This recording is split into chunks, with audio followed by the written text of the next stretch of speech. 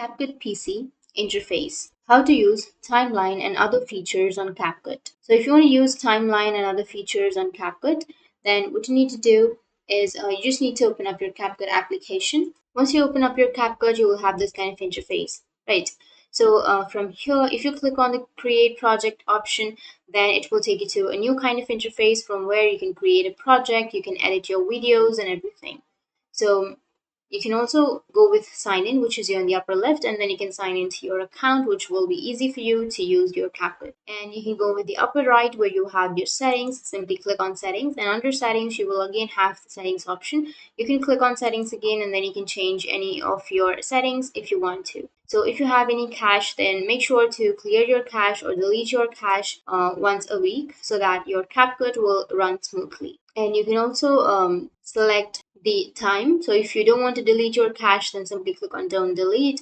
Or if you want to auto delete, then you can click on this option, and then you can choose the days that you would like to delete your cache. And you can also choose the save to location or the download to location.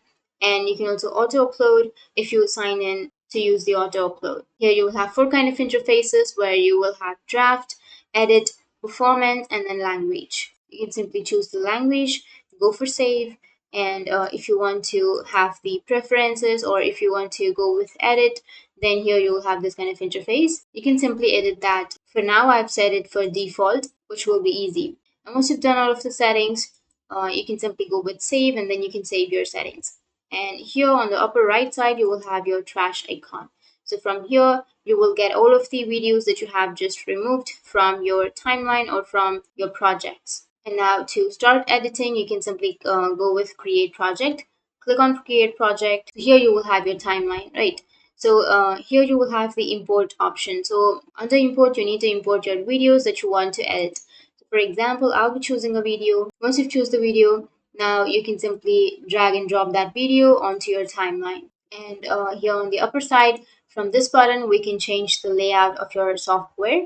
And here on the upper left, you will have all of these options where you can simply go with menu, and under menu, you will have your edit settings option. So you can go back to the home page or you can quit the existing project. And if you want to add audio to your video, then you can simply download any one of these audios and then you can add it to your video. Or you can go with text if you want to add a text, or you will have the stickers option and effects and transitions if you want any transitions on your videos, then captions and then filters and adjustments. You will have all of these features which you can use. And here you will have your undo, your redo button, and this is for the split. You can simply split your video by clicking on this option.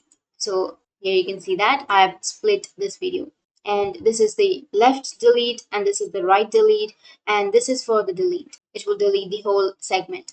In this player interface, we'll see the video that we have edited. And you can click on the video and you can make some adjustments. Like here, you can go with the basic form, which is you can simply change the scale, and you can add any of these features if you want to add.